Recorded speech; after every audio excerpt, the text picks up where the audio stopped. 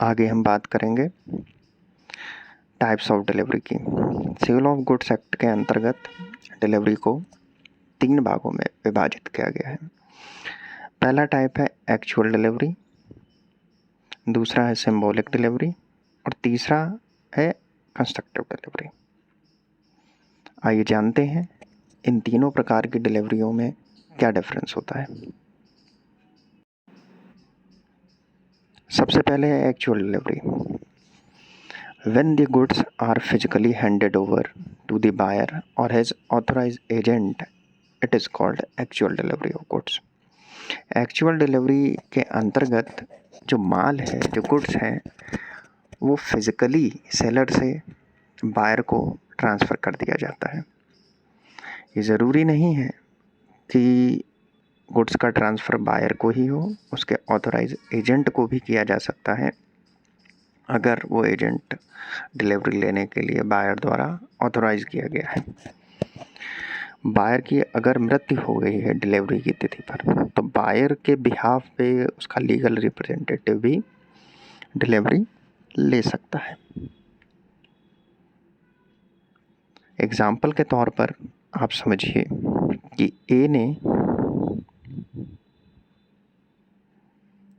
ने एक car B को 50,000 रुपये में बेचने का कॉन्ट्रैक्ट किया।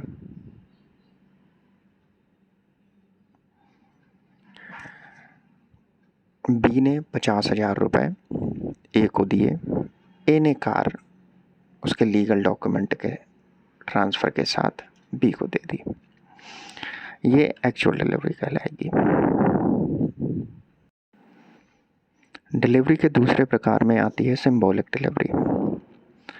कई बार ऐसा होता है कि जो गुड्स है जिसको बेचने का कॉन्ट्रैक्ट किया है दोनों पार्टियों ने, वो साइज़ में बहुत बड़ा है, बल्कि है, हैवी है और फिज़िकली उसको ट्रांसफ़र कर पाना बहुत मुश्किल कार्य है।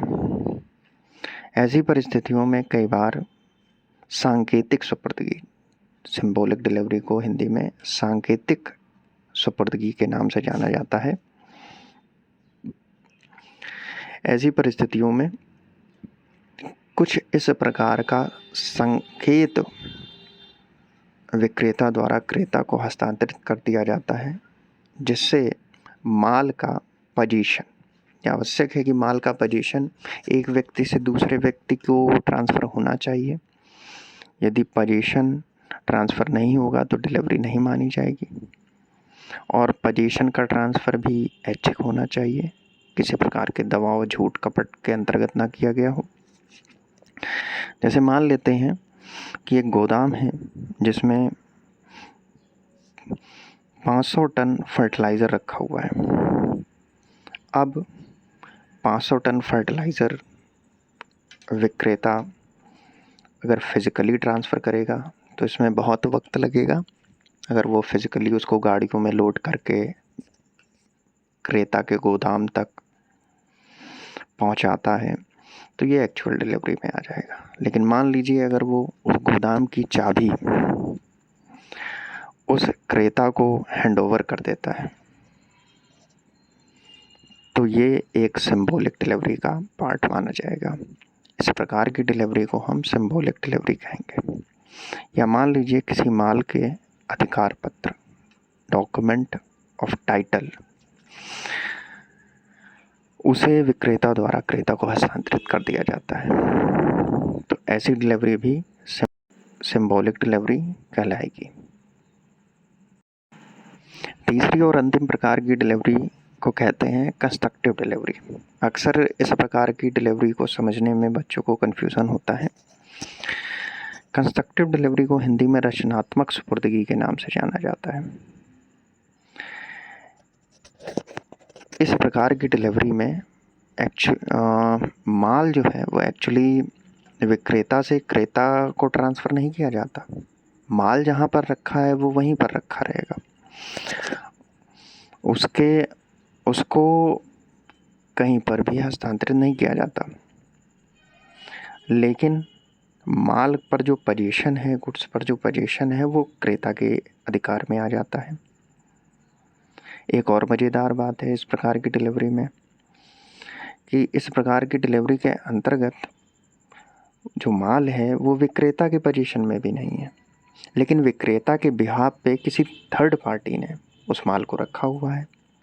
और जब वो थर्ड पार्टी अपनी सहमति दे देती है कि भैया मैं क्रेता के बिहाफ पर इस माल को रखने को तैयार हूँ, मतलब अब उस माल पर अधिकार क्रेता का है और वो थर्ड पार्टी इस बात को स्वीकार कर लेती है।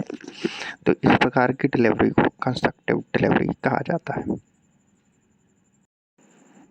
उदाहरण के तौर पे मान लेते हैं कि सेलर ए का जो माल है वो एक व्यक्ति सी के पास रखा हुआ है। ए ने उस माल को, उस गुड्स को बी को बेच दिया। ए ने सी से कहा कि भाई ये माल मैं बेच चुका हूँ बी को, अब आपको ये माल बी के बिहाफ पर रखना है। ए ने सी को कम्युनिकेट कर दिया, सी ने बी को भी कम्युनिकेट कर दिया, सी ने बी को कम्युनिकेट करके कहा कि हाँ भाई मैं ये इस माल को आपके बिहाफ पर रखने को राज़ी हूँ, तैयार हूँ। तो ऐसी सुपुर्दगी को, ऐसी डिलीवरी को हम कंस्ट्रक्टिव डिलीवरी के नाम से जानते हैं। तो आज हमने जाना कि डिलीवरी और डिलीवरी के प्रकार सेल ऑफ गुड्स एक्ट 1930 के अंतर्गत क्या होते हैं। Thank you.